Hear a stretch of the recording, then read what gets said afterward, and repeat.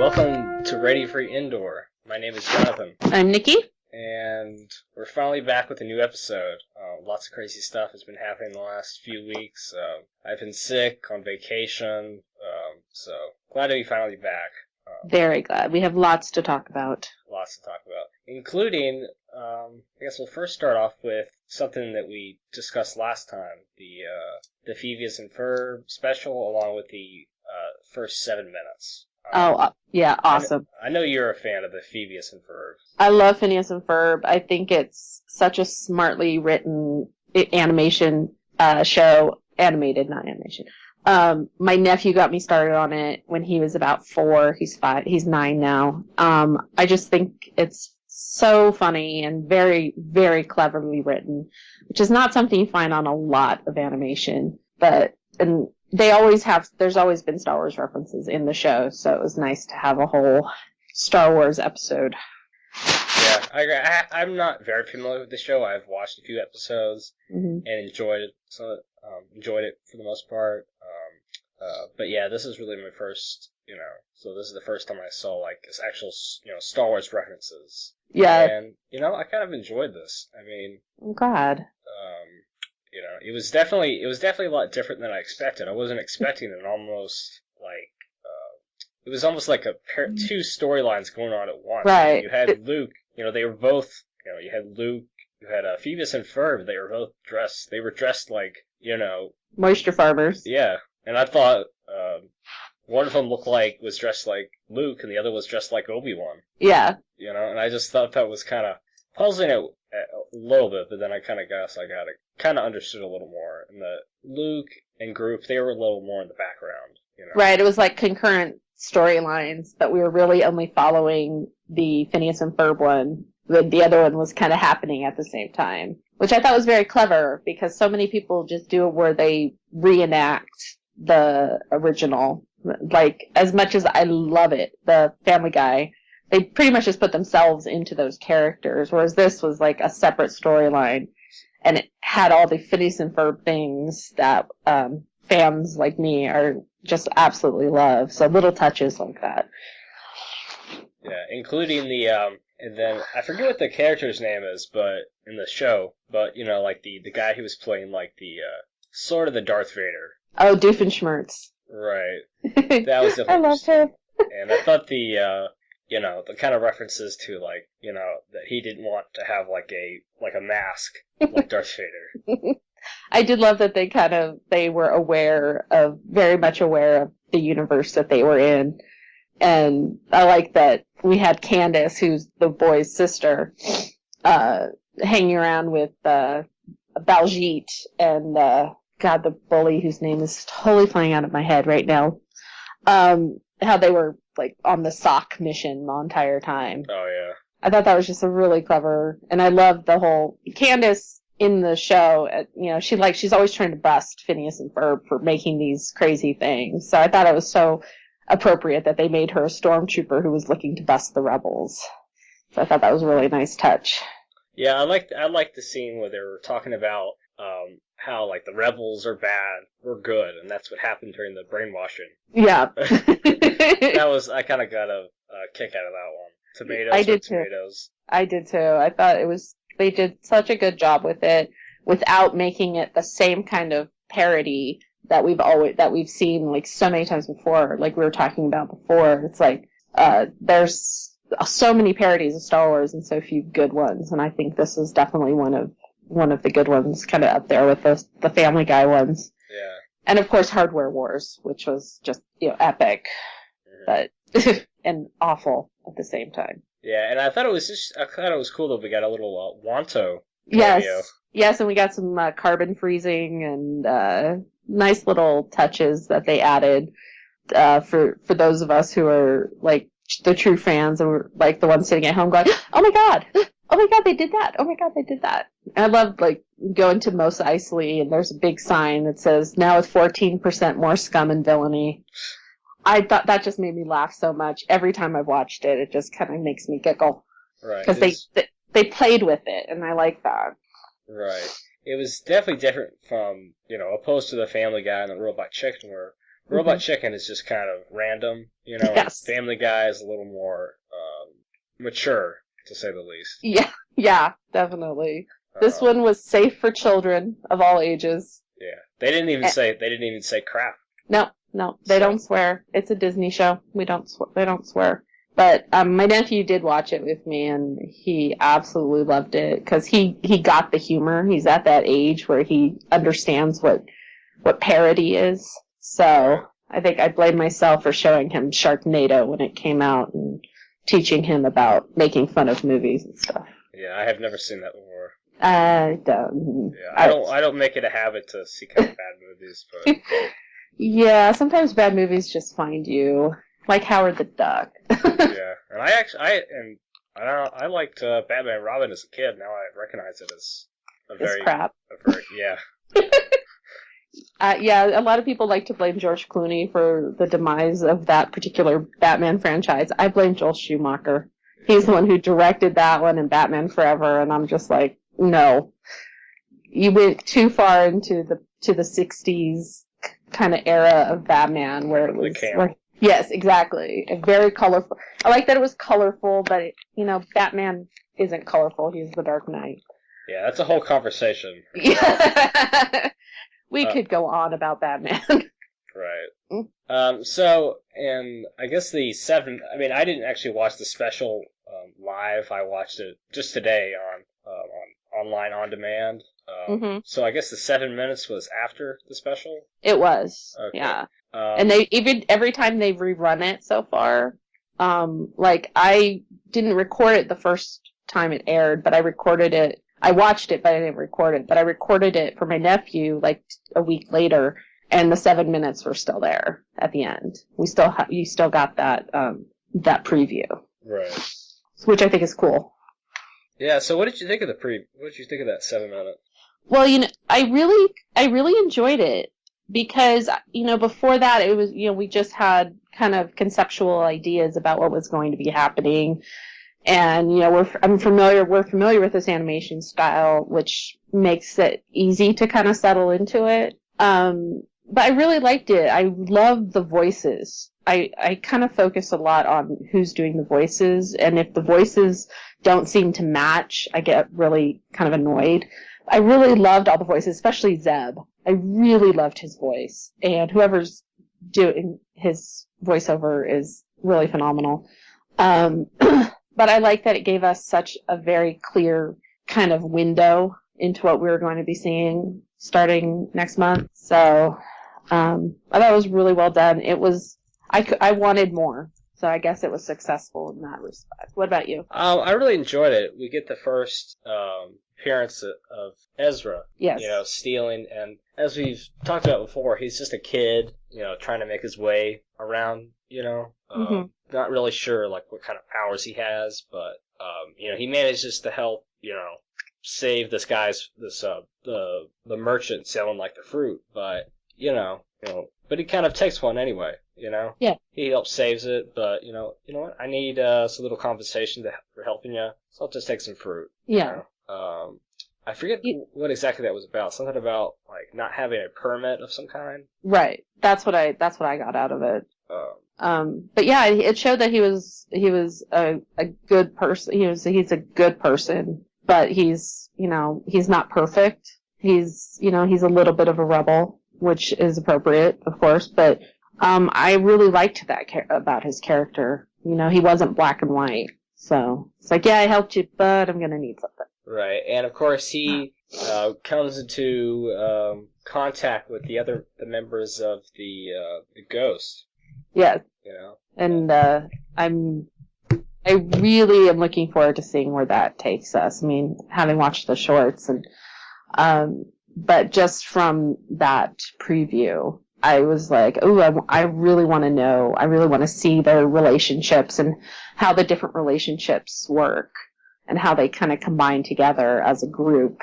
Right. So it was successful in that it really whet the appetite. I think one of the coolest scenes of the preview is the speeder chase. Mm-hmm. Just kind of reminiscent of the swoop bike in Return of the Jedi. Good. Right. Yeah, I felt that too. I like that. And, we're like about a decade after Return of the Jedi, so it all really fit in really well with timelines. Because that technology did exist. Plus, we also got that in the swoop bike kind of thing in Revenge of the Sith with when Anakin goes to... No, I'm sorry. Attack of the Clones. When Anakin goes and finds his mother, he has a very similar conveyance to a speeder bike. So I kind of get the impression this guy is someone who kind of just sees what's going on from the outside, but in here, getting chased by stealing all these crates and whatever, that he's kind of trying to get an idea of what, some deeper stuff of what's going on. So I look forward to that. Yeah, I really like that they left so much of it for the premiere, but gave us enough to really want to watch. And that's the perfect way to do it, because you don't want to give too much. It's like trailers that show you the whole movie. It's like, well, I've seen it now. I don't have to watch it again. But this one is like, okay, they can air it any time now, and I'd be happy. And of course, ending with that, the very end was the TIE Fighter. That was very cool. God, I love seeing those things.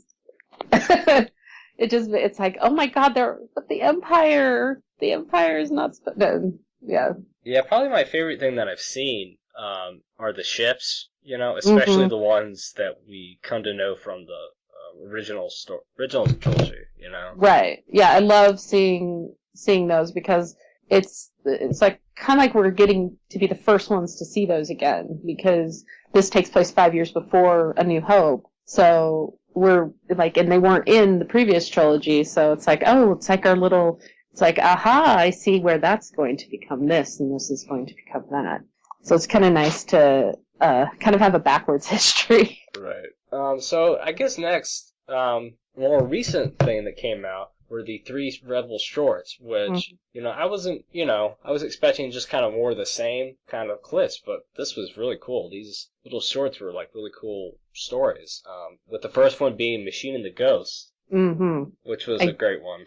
Yeah, I just watched it like 20 minutes ago because I'd only seen the other 2. I thought, I agree with you. I think that it could have been just clips from the 7 minutes. It could have been just little bits, but the 3 of them really did a good job introducing us to certain characters. You really got the feel of those characters from the shorts, and the fact that they were 3 minutes long, and not just like little brief little spurts, but they actually gave us a little bit of a story in each one. So we can go in knowing that these things happened in their history, unless they're going to be included, unless they're parts of other episodes, but I don't think they are. I think they produced them specifically to be clips, or their own thing, their own little short. Yeah, I definitely like the introduction to Chopper. Yes. I mean, we'd already know what Chopper was, but the kind of attitude and frustration this little banged up droid gets. I just love that in the one in the Machine and the Ghost where they're complimenting Chopper, and this little like mechanical arm comes out, and it does this like, oh, go stop, kind of little thing. I was like, oh, that's such a cute little touch. He's like, oh shucks, there's this little little hand going there, whatever you want to call that. But my favorite was Zeb though, because I really became intrigued by this character. He's just so cool. And I loved his voice. And I just really liked that he was helping the little guy. I really thought, because he's this big guy, he's this big, bulky creature, and he's going to help this little Ugnaught, get out of trouble with the stormtroopers. So that was probably my favorite. And then I liked the one they showed at Comic-Con too. Right. Yeah, because we kind of get the banter. I think in all of them, even, I forget, I'm not sure about the Art Attack. I know with 2 of them, did we get the kind of a banter in the Art Attack one?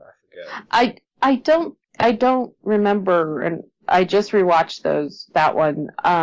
It was more like Sabine on her own kind of thing, but she definitely had a snarkiness to her, definitely had that kind of banter. I think she'd be really good at it. But yeah, I agree that I really love the way that all the characters are mixing together so far. Yeah, I mean, we do kind of get this because Chopper, I can tell, is just someone who's going to be like really, seems like someone who gets really frustrated, and I love, out of all these clips, that was some of my favorite stuff of him just knocking his, dome Yes. against the wall. Yes. A lot of the love I have for R2, like, really, like, makes me love Chopper, too. Because I love when they anthropomorphize the droids, especially the astromechs, and it's just, I just think that they're so cute when they're trying to be human. Right, and of course we end that little short with something I was personally not expecting. This little, romance between Hera and Kanan. Yeah, I was not expecting that either. The little moment, which is kind of... So I think it's pretty straightforward that this is kind of a Han and Leia kind of moment where, banter between them, getting frustrated at each other, to, that whole this walking in. The conflict that eventually leads to something else that Han and Leia do so well. Right, so I'm definitely looking forward to their chemistry. I mean, whether this is kind of whether this like starts the series or whether it kind of develops more later. But right. Is this something that they were experiencing before the events of Rebels? And where will it go? Right, because from that 7-minute preview at the beginning of the show, I mean, we get the picture that I think we saw all of them, or most of the crew of the Ghost in that episode. So yeah, I think so. So it's not going to really get. Looks like about Ezra will be really the only newcomer. Right. So he's coming into an already somewhat established group of people. So that will throw off the chemistry of the group too. So that'll be really interesting to watch. Is how the addition of Ezra will throw a wrench into this group, because now they have someone else and now they're going to have this new relationship. So that's going to be very exciting. Right. I want to watch it now. Yes. So I think the next thing we can look at is the something coming out from StarWars.com, as well as also reported in another article, of course. But the Marvel, of course, we know that Dark Horse, the comics are passing over from Dark Horse, where they've been for a long time, back over to Marvel. Yes, very exciting. Are you a comic reader? I am a comic reader, and I read Star Wars. Currently I'm reading 3 Star Wars titles. I'm reading Rebel Heist, which is Han, Leia, and Chewie. It's kind of the old gang. They've rebooted the Star Wars main storyline in just the Dark Horse's Star Wars. We've gone back to the beginning again. And then there's Legacy Arc 2 comics, which are thousands of years, like 2,000 years after Return of the Jedi. So I'm very excited. I also have a lot of the Marvel Star Wars comics from the 70s and early 80s. A lot of them are framed in my house because the art is. I mean, you don't get comic art like this anymore, and most people would look at it and go, "Oh, that's kind of cheesy bad art." I was like, "No, this is what comics art used to look like." So I'm really glad that Marvel is getting the rights back to do Star Wars, and it's all because Disney owns Lucasfilm and Marvel, so they, and I think the contract with Dark Horse was up because they've actually stopped publishing some of the other Star Wars storylines. So I think it'd be really interesting because I think Marvel has better writers than Dark Horse does, with certain exceptions like John Ostrander, who wrote the first arc of Legacy. So I think we're going to see a lot more coming out of Marvel for the Star Wars comics than we have with Dark Horse, which is really saying something because Dark Horse kind of flooded the market with different Star Wars titles, and it was getting kind of ridiculous for a while. Yeah, I mean, I'm not a comic reader in general, for the most part, but I do know of like the Dark Horse and these kind of things. I know that the Dark Horse stuff has kind of exploded and it's kind of gotten out of hand. And I know kind of the EU in general has just kind of gone over. Yeah. Yeah, and Dark Horse kind of contributed to a lot of confusion within the expanded universe. Because they had so many different stories. It was Darth Vader in this, and Darth Maul in this, and the Old Republic, and the this, and the this, and the Crimson Empire. And it was so hard to keep up with everything that you just had to, like, pick one or two, or, like, with me, three. At the moment, I've read more in the past, but it just became way too much. And it was almost like overload for Star Wars for me. I was like, okay, I'm reading the novels, I'm watching the movies, I'm reading the comics. I can't read any more comics. Star Wars comics. It's just too much. I'm getting confused by the storylines. So Marvel is really good at streamlining. So I'm expecting maybe 2 or 3 different Star Wars titles from them.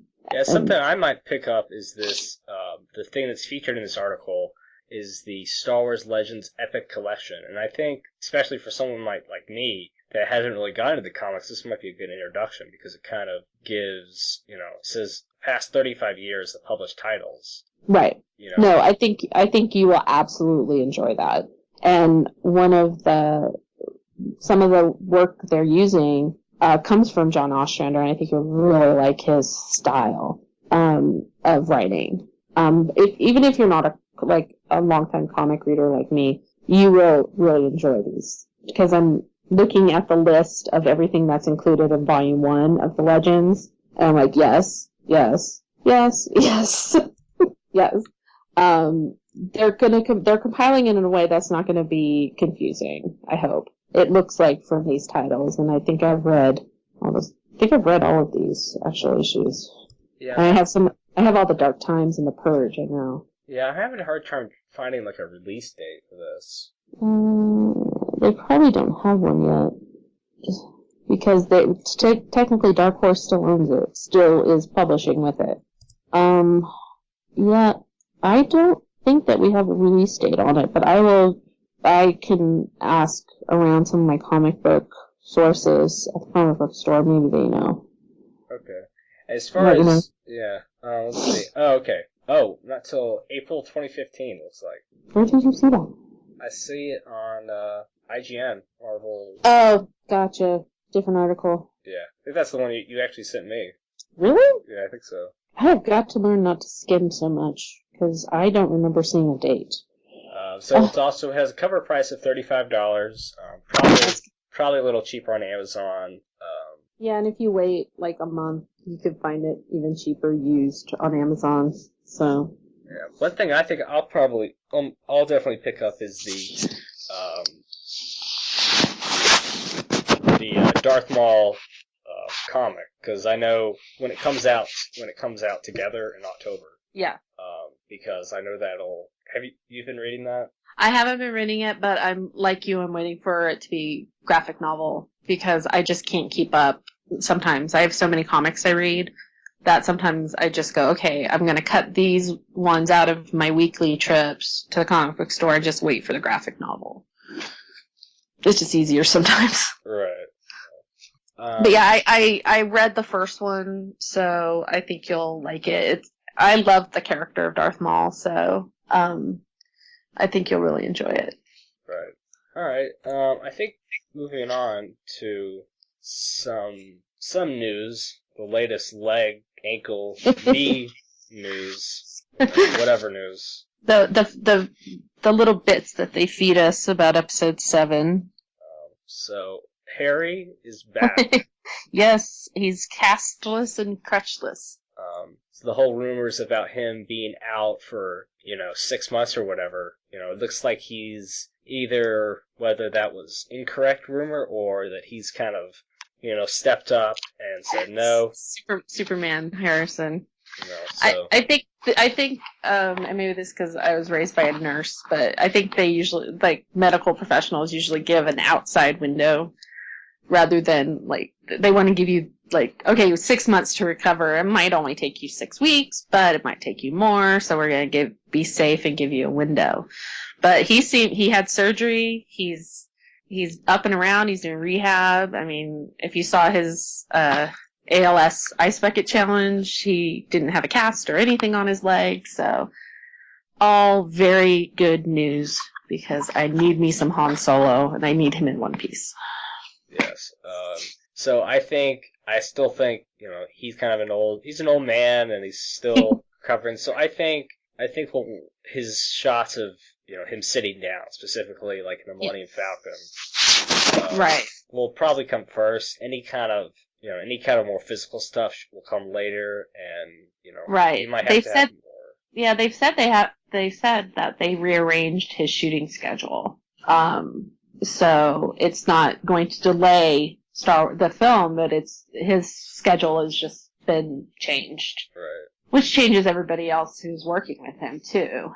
So and maybe a stunt double more often. Yeah, he does like to do his own stunts, but he is 72, and while he is still flying airplanes and flying helicopters, and he's he can't do everything he did when he was in his 50s. I mean, and that was just incredible at the time to see him do some of those stunts in Indiana Jones: The Last Crusade or Air Force One. So he's the kind of guy who likes to do his own stunts, but I think he might have to sit back on a couple of these. I think so. I hope so. I don't want him to get hurt. I want him in the next two. Yeah. Grouchy Harry. He'll love it. I bet he's enjoying himself. I think so. Back with the game. Yeah, and he's always stayed close to Carrie, so. Right. So I think another thing we have, something you sent me was the Disney Infinity. Not really something that I'm very familiar with, but I've heard of it before. So. Yeah, I was excited because my nephews have this game, the Infinity, and some of the other kids that are friends of theirs, and so I've watched it played, and it's really cool because I guess you have to have a Wii, and you get these little characters. They're kind of like discs, but you just sit them on kind of a reader, but they're like these little figures. Like I would collect them if they weren't part of a video game.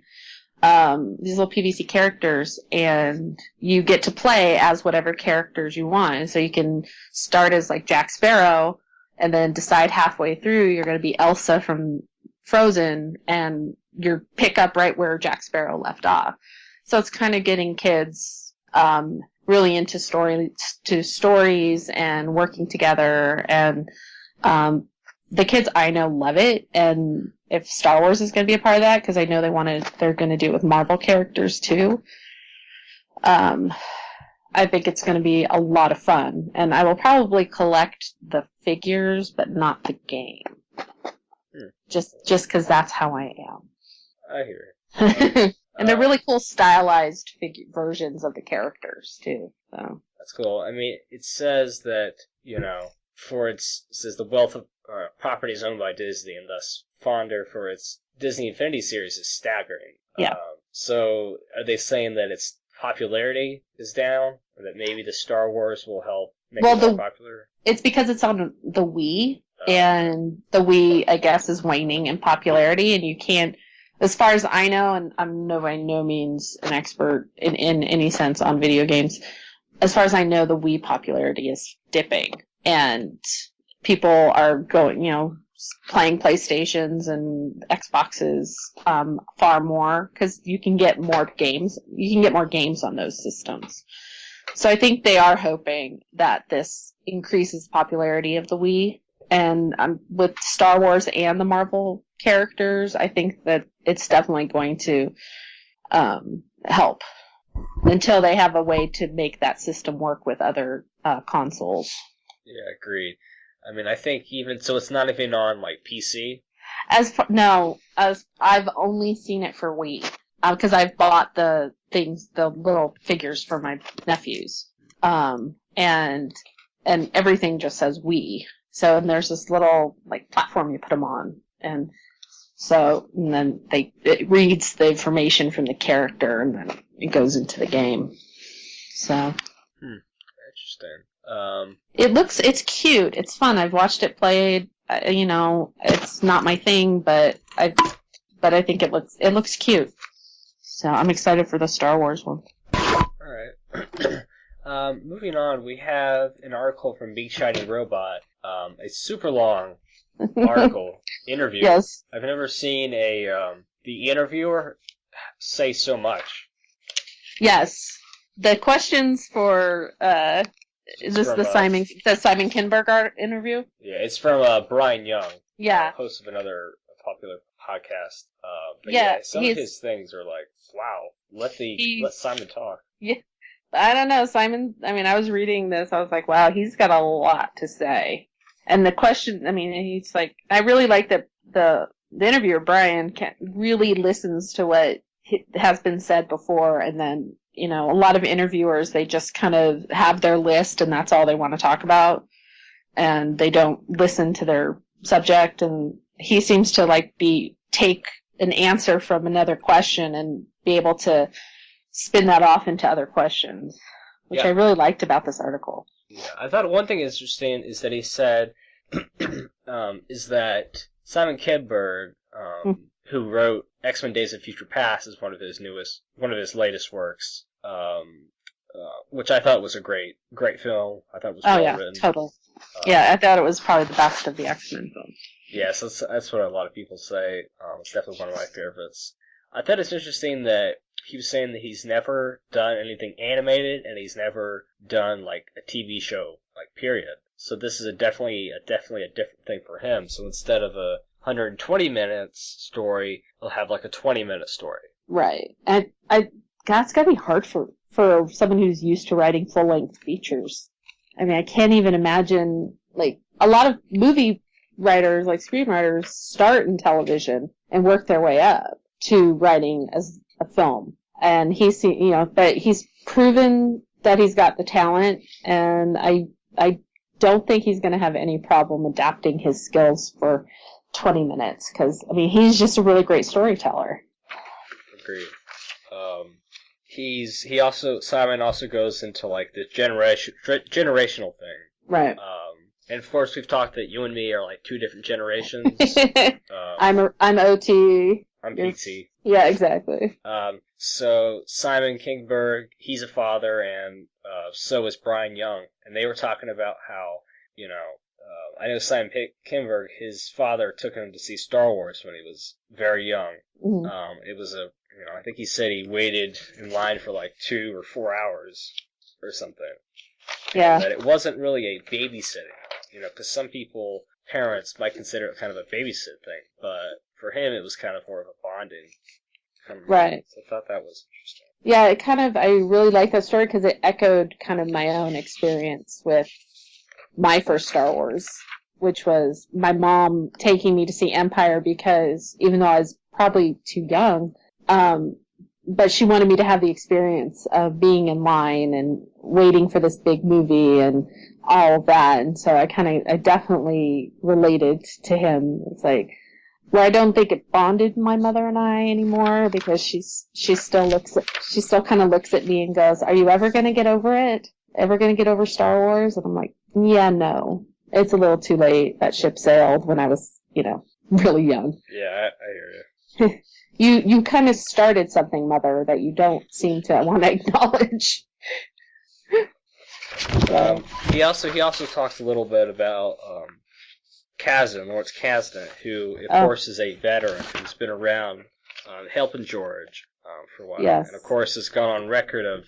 It seems like he's about the only one who isn't afraid to challenge George. Right. George has a lot of respect for Lawrence Kasdan. Without Kasdan, Empire Strikes Back would not be the film it is today. Be as respected, and most Star Wars fans, that is our favorite of the original trilogy. Yeah. So I think because Lawrence comes from a screenwriting background and George is more of a filmmaker than a writer. He's a film. I call him a film storyteller. Film. Right. He has the story, but he needs other writers to flesh it out for him. Right. He's gone on record. He said that he doesn't like to write. Yeah, he doesn't like to direct actors. No, and which is why we were all a little bit confused when he decided he was going to direct all 3 of the prequels, because it's not something he enjoys. But I think what he wanted, and I think he said it in certain interviews, was that he wanted to work with the new technology. So he was like a kid playing with new toys. And we got 3 new Star Wars movies out of it. Yeah, I mean, when you look on GL's, IMDb, I mean, the film he directed before Phantom Menace, I think was A New Hope. Yes, that was the last film he directed. So he went more into producing. So a lot of producing and writing. But when you think about it, he has not directed a lot of films. No, I mean, we have THX 1138. You have American Graffiti. You have A New Hope, and then you have the prequels. That's it. And then Red Tails. Don't forget that. No, he didn't direct it. He just produced it. Oh. Yeah. Oh. So, and he had, the short film, the student films, obviously, that he did while he was at USC. One of those was the precursor to THX 1138. It was just a lot longer title, a lot more numbers. But yeah, he's, I think Mark Hamill went on record saying if George could get around directing humans, if he could make these movies without actors, he would do it. Right. I think that's one thing he loves about animation, because I think what's great about animation is that you can do exactly what you want. You don't have to, I mean, the actor still has to act, but you can make things happen that you can't happen with real actors. Like with on-set people, they're acting out the roles. You can make your character do anything in animation, and the voiceover actor does the voiceover. They don't have to be there to do the action. And the level of involvement he had in Clone Wars was a lot more than he had in any other Disney or any other Star Wars franchise since the prequels. I mean, he created some of those characters. He wanted certain characters. He was involved in the story, the story ideas. And he told them what he wanted to happen in a lot of cases. Like, he was the one who wanted Ahsoka to be Anakin's Padawan. He was, he made these decisions and they followed his direction. But he didn't have his hands completely in the cookie jar with it. He knew that he could leave that to Dave Filoni, and Dave would do exactly what he envisioned. Right. I definitely look forward to, because, Dave, the training wheels are kind of off now. We have Filoni directing the ship now. Of course with some help from Greg Wiseman. Right. I was excited to see his name on the list of directors. And I love Dave. He's such a great guy. Never seen him without that hat on. Yes, I can't say that I have either. I've never been. I kind of thought, I was at a TFN party with him. Yeah. Celebration 5, and I was thinking, what would happen if I tipped it? Because I was pretty close to him. It's not like, he's not on the celebrity level of he needs bodyguards or anything. Right. And at Celebration, because I didn't go to that party at Celebration 5, but I went to, so I did go to a couple of his panels at Celebration 6, and yeah, he's just this normal guy who walked around the floor on the main floor. Nobody, a couple people came up to him, but he's the kind of guy who still kind of blends in with the crowd. Right, and he's a fan. Yeah, and it's not like Simon Kinberg was talking about. It just made me like him even more. Was talking about what a fan he is and how excited he was to be working on Star Wars, whereas a lot of writers who have his kind of cachet in the business probably be like, oh, I don't want to work in animation. I don't want to work in television. He's like, give me television, give me Star Wars. I just want to be a part of it. And I love when the fans really get involved. Like Kevin Smith and how much he gets involved with Star Wars stuff. Oh, yeah. Kevin Smith. Yeah, we've definitely heard a lot about him. Love that man. Recent months or recent weeks with him on that. We discussed that, of course, on the last episode. With that lucky man's trip to the set. Oh God, to be Kevin Smith. I challenged him to the ALS Ice Bucket Challenge. He has not yet accepted, so he better be making a really big contribution. Because everybody else I challenged has done it, so. Yeah, I mean, look on Twitter and look online. So many celebrities are doing it. Every day. Yeah. It's great because it brings attention to a really important cause. And I was challenged and I did it. So, it's raised over $88 million now in the last few weeks. and more people know what ALS is now than did before. So that's, people like to complain about celebrities like the Star Wars cast doing it. And I'm like, you know what? They're bringing attention to something that needs attention. They're using their celebrity to do something like this. Should be commended. I don't care if you're sick of watching people with getting ice dunked on their head. Trust me, I did not like having ice dunked on my head. Yeah. Can't say that I've ever experienced that, but, Oh, I should have challenged you.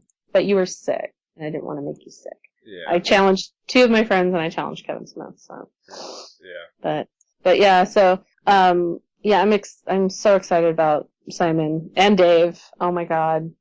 I was so hoping from the beginning of hearing about Rebels that we were going to get Dave involved. So, he's just so fun. Yes, I always like whenever he gets on, whether he does interviews on, some other podcasts, popular podcasts, or he does these interviews. He's always, he's done, several interviews with IGN, and they're always very insightful. I was looking forward to those. Yeah, IGN does a really good job. So I tend to use their, like if it's an IGN article, I'm like, okay, I can kind of trust this. Whereas sometimes other articles about Star Wars, I go, I don't know about you. I have to take this with a grain of salt. And there are some articles we're going to talk about that we have to take with a grain of salt. Yeah. So before we get into those, are there any other kind of things you'd like to say? There hasn't been a whole lot going on because of the hiatus. Right. And did you see the new Stormtrooper helmet? Oh yes, I posted that on the Twitter, and I was just like, this is really kind of cool. Right. I really like the design. I really hope that this is not like something that they just gave us and are not actually going to do. Yeah. You hope it's not just concept. Yeah, I want this to actually be the new Stormtrooper helmets if we're going, if we're in fact getting Stormtroopers. Aside from that in the comics, there really hasn't been a lot of news coming out of the set because, everybody's been on break. But, I'm just like, every time I watch one of the Rebel shorts, every time I watch the Phineas and Ferb Star Wars special, it just gets me more and more excited. And I'm so just very glad that Harrison is back to fighting strength, and we will have Han Solo back for the rest of Episode 7. So. Right. And there is talk of him returning for the Blade Runner sequel, which they've been discussing for the past, 5 years. They've been discussing that since Blade Runner came out. Yeah, so I don't know. Because I was a kid. Yeah, I don't think so. I mean, have you seen Blade Runner? Yeah. Okay, that's a really physical role for him to play John Decker. So I don't know. It was a lot more physical, I think, than Han. Not as physical as Indy, but I can't imagine he would do it unless he was going to play a smaller role and pass it along. Kind of like what they might do with Indiana Jones. Do another one and pass the torch. As long as it's not to Shia LaBeouf, I'll be happy. He's not really doing much right now. He's getting over He's getting over himself? Right. The plagiarism is kind of the thing that's still on people's mind.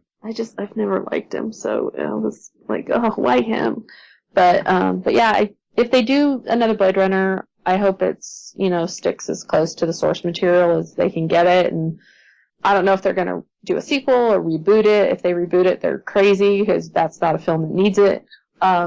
I just say put the original out in the movie theaters again. Yeah, I would definitely like to see that on the big screen. Absolutely. I was far too young to see it in the theaters. I've never seen it in the theater. I would definitely line up for that. And they could crisp up the sound and the the picture, make it Blu-ray quality, because I actually have the Blu-ray and it's really, really good.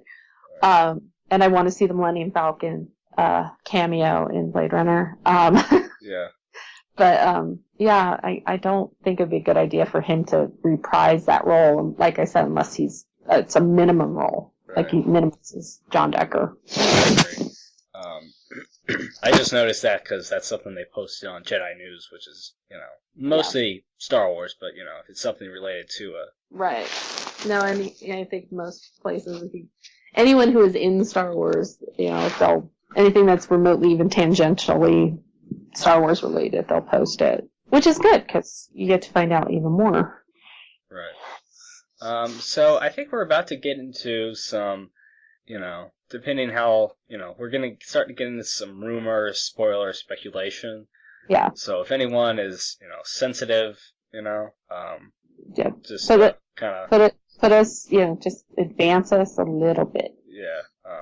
So this is your spoiler alert. The first thing we'll talk about is there's some title episodes. They've listed some title episodes. Yeah. Which is not as of a big deal as a couple of the other rumors we're hearing about. The other two are from the Latino Review. Right. They've been hit or miss. Exactly. I was just going to say that. You're so smart. So I think the first one, I think we can go ahead and discuss these episode titles, which is this came from the latest issue of Star Wars Insider 152. Yeah. So of course we have. It looks like they're listing the shorts as like 1A, 1B, 1C, and 1D, which is interesting. Right. I'm not really sure. I guess they didn't quite know how to label them, so that's how they came up with them. I guess because that to me answers my question of, are these just parts of other episodes? It looks like these are actually their own beings, and they're not parts of other episodes, because it says the movie, which is the premiere episode, is episode 102 and 103. Yeah. So, and then it goes 104, 105. So it looks like they're treating the shorts as actual episodes, which is very cool because they're part of continuity now. Right. Let's see, there's Property of Ezra. I haven't seen that one. I don't think so. I don't think I've seen that one either. Maybe it hasn't. I don't know. Maybe it hasn't been released. I don't know. It wasn't. I was just on there and I didn't see it. But yeah, I've only seen 3. Yeah, maybe it's just not. Maybe it's going to come out next month, which is next week. So, but that's cool. We have another short to look forward to then. Right. Yeah, I don't see it. It's weird. So we have that one. Let's see. So then, The Sparks of Rebellion, directed by Stuart Lee and Stephen G. Lee, written by Simon Kinberg. Awesome. The next couple, Greg Weisman. And it looks like most of these, 4, 5, and 6 are, either Stuart Lee or Stephen G. Lee. Yeah. So Droids in Distress. I guess this will be some kind of, chopper arc of some kind, or some kind of. We were going to meet some new friends, some new droids. I think Chopper, he might be someone that's kind of stressed a lot. Yeah. Or maybe they're going to save some. Well, yeah. It's really odd to go save droids, but unless it's R2 and 3PO. Yeah. Maybe. Yeah, Didn't they say that they were going to be a part of Rebels? I hope so, or at least some kind of guest. Yeah, we need some of our characters. I'm sure Anthony Daniels will be fine coming in to do voiceover. He's the only person who has ever done C-3PO's voice. Right. So. I don't know. He's definitely a I don't know what a champ or some kind of, I forget what you would call him, but he's just always someone who's always there to voice. Right. Other ones have been good, but it's always like, he's even there for the Lego. Right. He is, like, they said he is the only person to have ever voiced R2-D2. Or not R2, C-3PO. Because, I can't imagine, there have been people who've tried, but in everything that's, like, legit Star Wars, he's the only one. Like, other things that aren't have obviously used other actors to do the voiceovers, but anything Star Wars, He did the droid adventures, right? Yeah, he did. Yeah. Trouble Again. Yeah. I remember that. Yeah, I recently, about a year ago or so, I watched the series from beginning to end. Yeah, it was cheesy, but remember, it was the 80s. The heap? Yeah. I actually have an animation still from one of those episodes, so it was Boba Fett, an animation still of Boba Fett. But yeah, so I can't imagine they wouldn't have, because these are the two characters that could, be seen are R2 and 3PO because they don't age, and they're out there somewhere. Right. The next one is Fighter Flight. Fighter Flight. Oh, that's a tongue twister. Maybe it's a play on fight or flight. I don't know. Yeah, I'm not quite sure. Fighter. Yeah, right. These episode titles, there are definitely some more spoilers titles I've seen before in TV series. Yeah. These are a little vaguer. I kind of like that.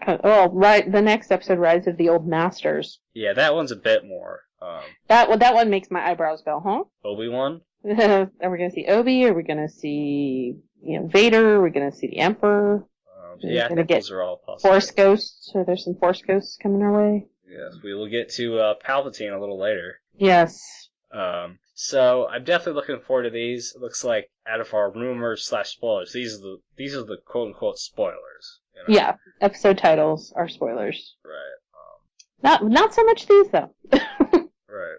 Except for the episode 106, right. which I'm still pondering. And on this article, of course, I'll post it on the Facebook page. But they have Stuart Lee, all the episodes he directed. Mm-hmm. Looks like a lot of the just kind of a mixture. He did a lot of the kind of more Sacrifice, The Disappeared, right. A lot of the political kind of ones. Yeah, the Senate Spy, I remember that one. The Citadel Rescue, yeah, it's more intense ones. Yeah. He's the name that you go, oh, okay, that's what this kind of episode's going to be about when you saw his name on it. Right. Kind of like with Dave. So. Yeah. One thing that stuck out to me was Dave as one of the stormtroopers in the episode. Yeah. I forget which episode it was. Which short it was of Rebels for Rebels. It was the Zeb one. Okay, yeah, that's right. Which was called Entanglement. Yeah, I know Dave is voiced for the Clone Wars before. Yeah. But this was the first time I think I've actually clearly heard his voice. Yeah. Like he just, wasn't trying to voice. Yeah, it's like now we know his voice more because, he's been more public and he talks a lot more, so I think his voice is becoming more familiar to the fans. Yeah. So I think a couple more, okay. A couple more articles, and these are definitely the rumor spoilerish episodes. Yeah, the speculation abounds.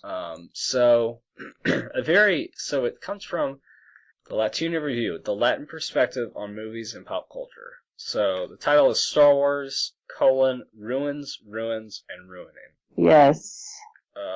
So, it's definitely an interesting little article, the way they kind of set it all up and everything. Yeah, he seems to like to put stuff out there and then go, well, we don't really know. Right.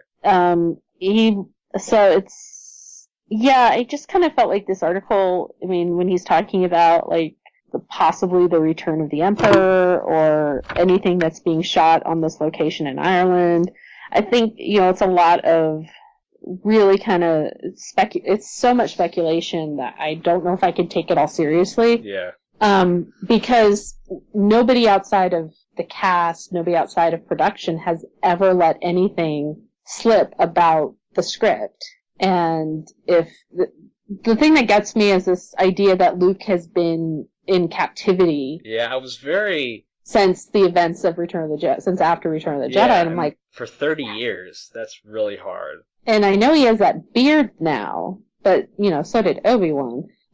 So it's like I don't know if I can't imagine that having happened because it's asking us to take a lot of jumps in our suspension of disbelief.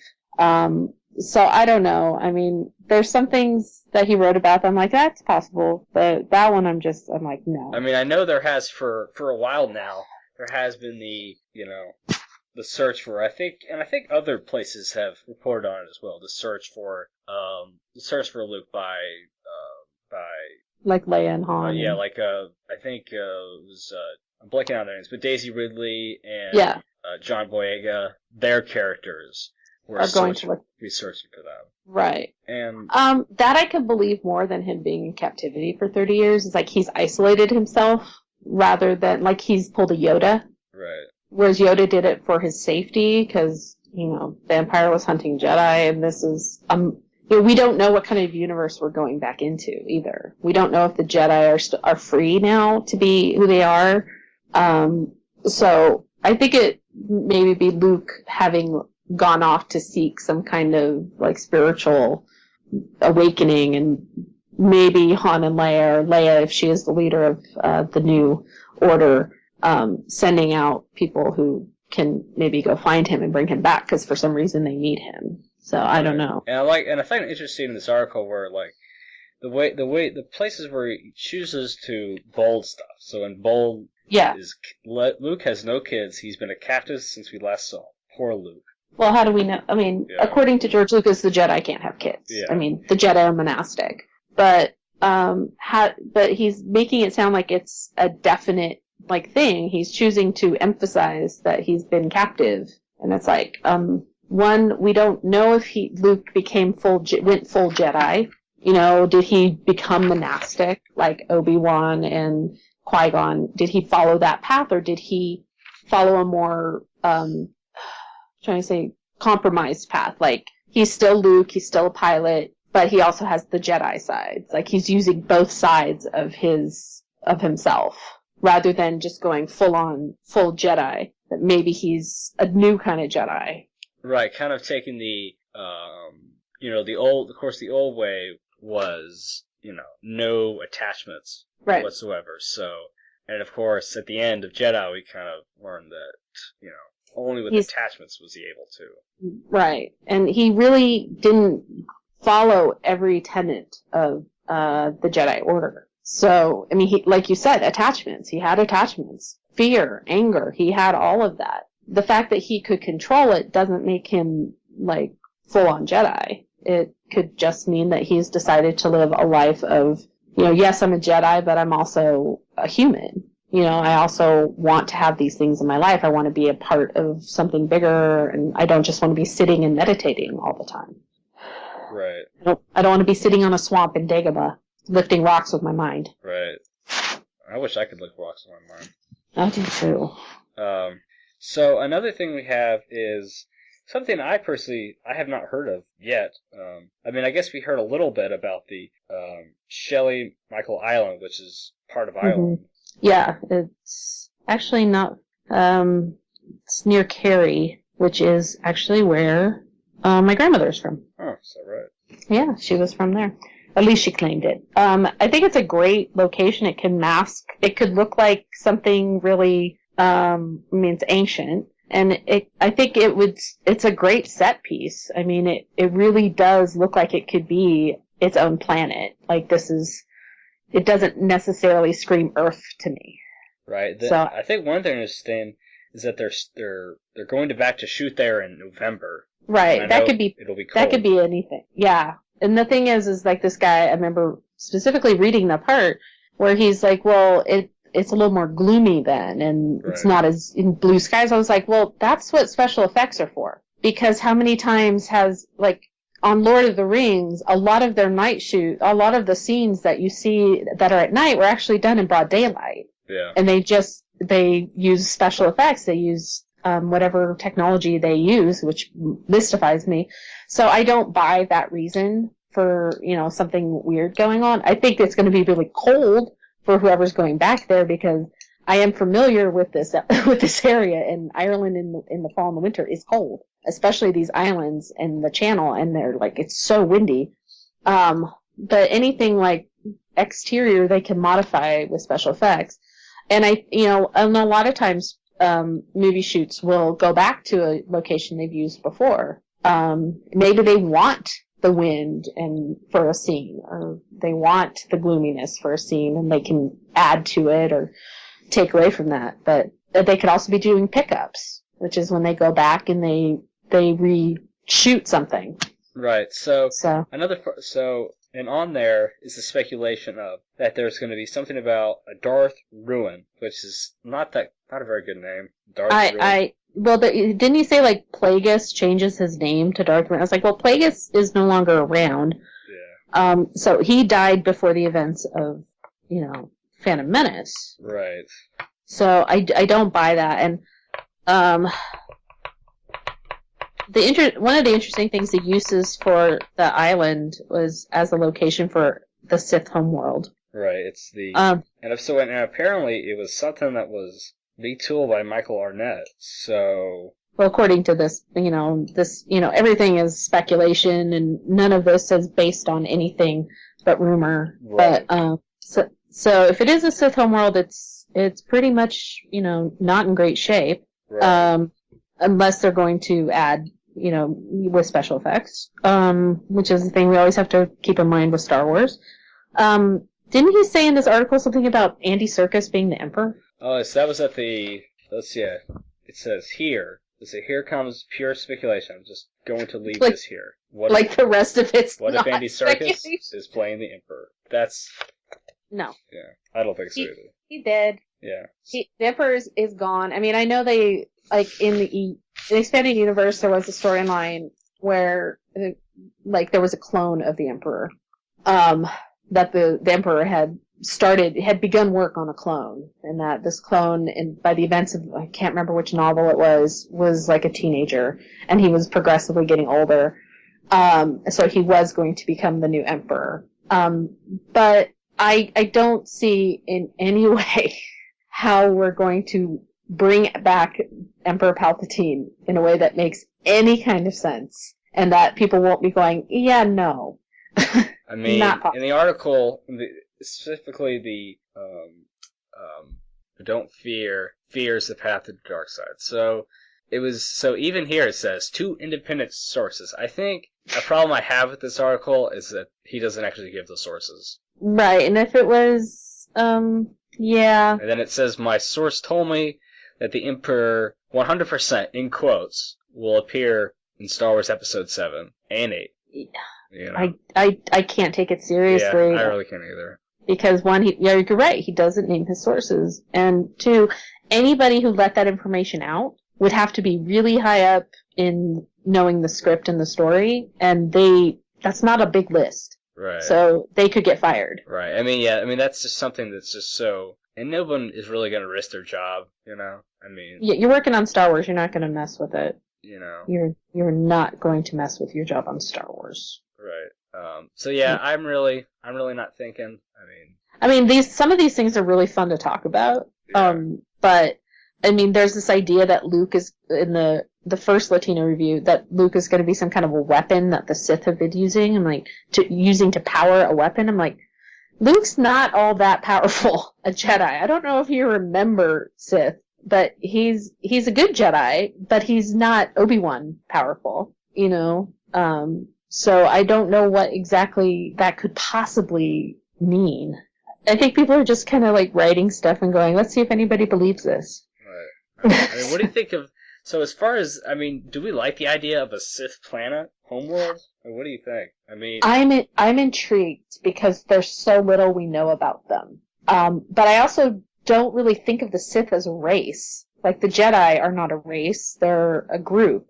So the Sith having a homeworld, to me, makes it sound like they're a race of beings. I mean, of course, that was in the Clone Wars. Right, they're just more like Dark Jedi.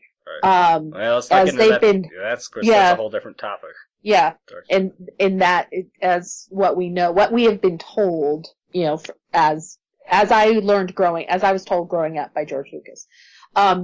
So I actually, you know, if we're going to see a place where they're kind of based, like this is the planet they've chosen to continue the training and to, you know, bring Padawans, or the just Sith equivalent of a Padawan. I'm intrigued by that. I don't see, and if they want to call that a homeworld, that's fine.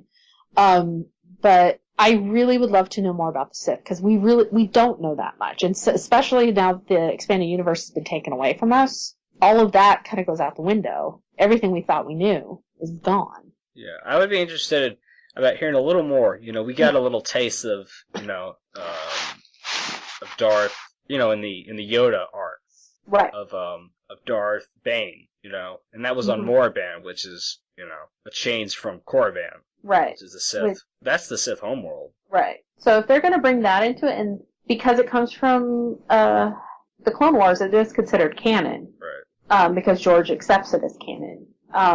So that's possible. That's what they're going to use. So it'd be really cool to see that brought to life on the big screen. But I'm with you. I want to know more. I would love to see it. Right. To see how the Sith have a role in the formation of the new government and what exactly they're up to. You know, I know there is this really divide about how a lot of people just are not keen about the Sith returning. That it's like a kind of a been there, done that kind of thing. You know, but I think when you kind of look at it, I mean, the Sith, they thought the Sith were defeated after, before Phantom Menace, they said, the Sith have been extinct for over a millennium. Right. So, and obviously that was incorrect. So are we 100% sure that they were completely killed off with, at the end of Jedi? No, we don't, because we don't know how many there are out there. And a lot of people point to there are two, the Master and the Apprentice, and a lot of people have mistaken that to mean that there's only ever two Sith. Right. It's like, no, it means that there's one Master and one Apprentice. They don't, train a group. They're not they don't have 10 apprentices. Right. There is a Master and Apprentice in a training situation. However, how many Masters in total are there? And how many Padawans are there? So, I think using the Sith as the villain is very natural for Star Wars, because, and some people said, well, we've already seen the Sith. I was like, have we really seen the Sith? We saw Darth Vader, and we saw the Emperor, but we really don't have a really good grasp on who they are, where they come from, aside from what happened on Clone Wars and their history. I've always wanted, I have the Sith book with the cool little pyramid thingy, but I want more of the history, and that's what I think, that maybe we're gonna get is, that the Sith have continued, that they've continued training, and they're developing more and more, and so they can possibly overthrow whatever new government is in control of this part of the galaxy. So yeah, I'm intrigued. I would like to see. I would love us to have a complete history of the Sith. Right, and of course there's and of course there's also, we don't really quite know. We already know that there's been a few just from the Clone Wars, that there's some dark acolytes, right? Right. Which kind of becomes, of course, we've seen that kind of becomes a problem when one becomes too powerful.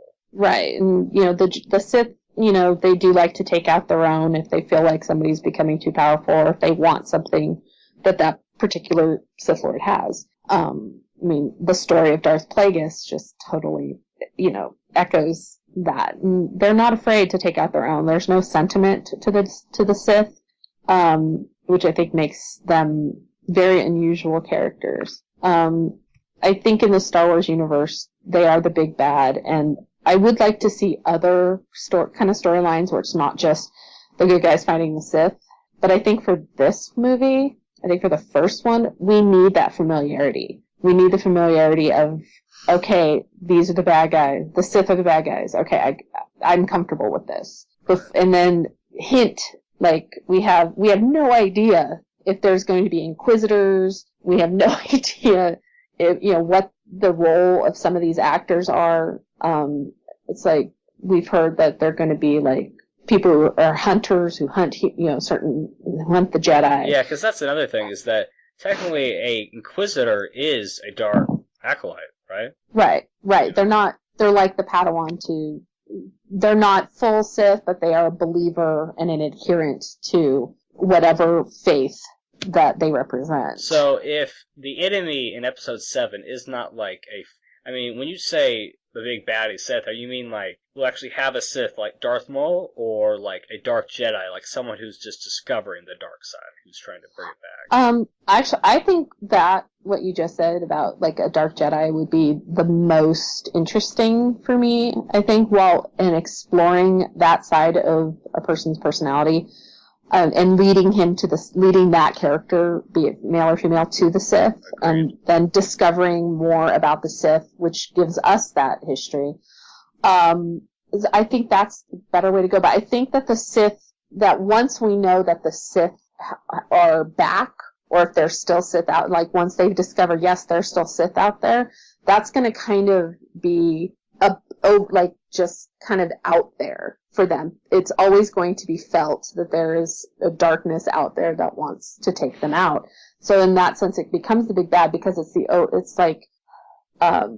overall concept of the Sith is just kind of hanging there over them, and then they can come in and attack. Whereas you might have smaller villains or other kinds of villains that come in the background, in the back of your mind, the Sith are there. Right. So. Okay, so I think one more little thing is that another huge topic that's been going around is the possibility of flashbacks, which is, we've had dream sequences in the Star Wars saga. We've never had flashbacks. So what do you think about flashbacks? I think it would be definitely something different, but I'm not quite sure they'd be necessary. Or, yeah. I don't know.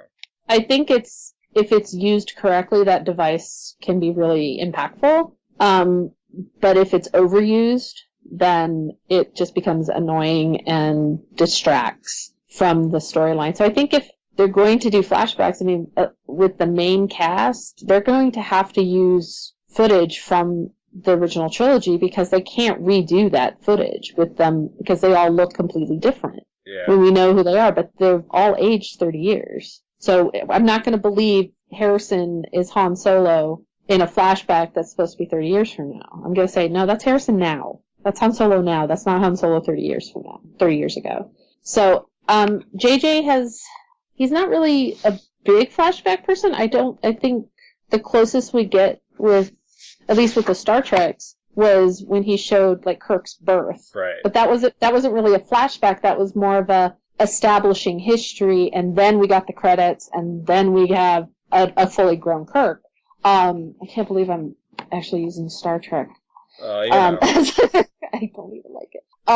But I don't see JJ using it because I don't think it's a way that he likes to tell stories. He was a part of Lost, but he wasn't responsible for that mess, for all the flashbacks there, because that was really flashback heavy. Yeah. And that was annoyingly flashback heavy. Yeah, flashback, side quest, back. I think if they do flashbacks, it's going to be really, I'm hoping that they will be relevant to whatever's going on, and that they will be from the original trilogy. They will actually use footage, either used or unused footage, if there is any left that George hasn't played with. I love you, George, but stop.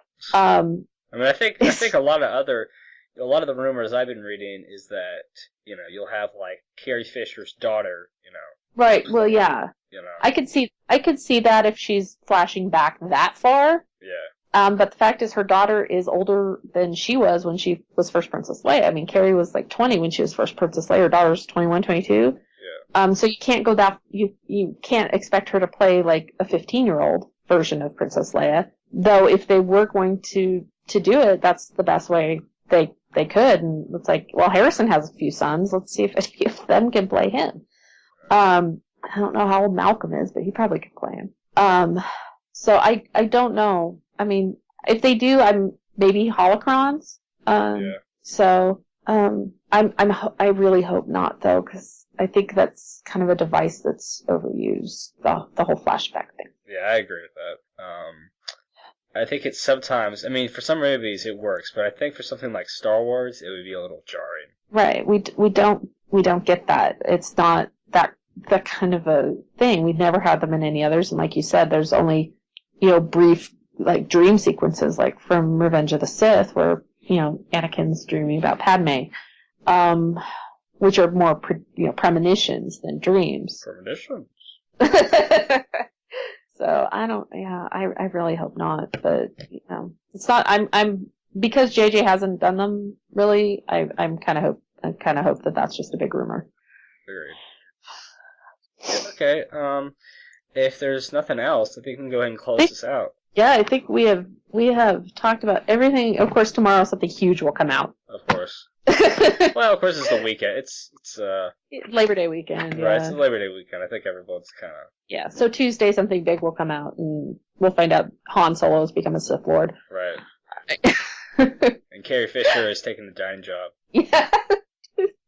She's a waitress at Dexter Jettster's diner on Coruscant now, and so yeah, I'm glad we're finally getting some more news, though, and just like... Yeah, I'm personally... Like a drought. Right, I'm personally waiting for, like, some, like, huge, like, blowout. Just a random day. Just a random day of, like, just like we got with the cast reveal, that picture. And it was just like any day. Yeah. Oh my God, there's a picture of the cast. Yeah. Oh my God, Harrison Ford and Carrie Fisher are there. Yeah, and like I like when JJ does those little things where he like writes a note and he'll take a picture of something and it'll be like get you all excited. I like those hints. I don't need to know big stuff. I don't need to know, oh, this is the plot, these are the characters. I just want glimpses right now because part of me is still that little girl and I want to be surprised. Right. So where can people find you on Twitter? I am located at iHeartCoulson on Twitter, also at DiscoGriff, Gryff, as in Gryffindor. That's where I talk more about Star Wars and other such things. Then you can follow me at my personal Twitter, JEBell49er, as well as the Twitter both me and Nikki use, the Radio Free Endor Twitter. So just go to @RadioFreeIndor. Follow the Facebook page. We both post stuff there too. Oh, I haven't yet, but I will. Edit. So lots of stuff going on. Yep. So just follow us all those social media places. Lots to follow us. Start some discussions. Yep. Talk to us. Talk to us. Send us articles that we might have missed. Yes, post them on the page. Send them via Facebook, whatever. And put us, follow, write reviews on iTunes. Please. Go to the Southgate Media website. We have there have been so many more podcasts since I joined a year ago. I'm just there was when I joined, it was 10 or something, maybe 10, and it was 5 or 6 hosts. I mean, I'm just I can still remember their Under the Dome podcast. That was Rob and Martha's first podcast. It's just blown up since then. Yeah, totally. They're great to work with at Southgate. I've really enjoyed every interaction I've had with them. Agreed. And then, of course, you can also lately, over this past summer, I've been on the Enough Said podcast, doing the summer series. We've been reviewing the Phase 1, Marvel Phase 1 movies, so you can find me there. The regular Enough Said will resume when S.H.I.E.L.D. resumes. Yay! So, definitely looking forward to some new stuff. So, and I can also be found at S.H.I.E.L.D. Radio as part of the Helicarrier podcast. So it's Agents of S.H.I.E.L.D. and soon-to-be Agent Carter podcast. All right. Well, Nikki, thanks for joining me today. Thank you, Jonathan. Thanks. Talk to you guys later. Bye. If you would like to donate to help pay for this and other Southgate Media Group podcasts, simply go to our website, southgatemediagroup.com, and click on the donate button. It can be as little as $1 or, well, as much as you want. Help keep this fun going by supporting this and our other shows. Thanks again for listening, everyone. You're the best fans in the world.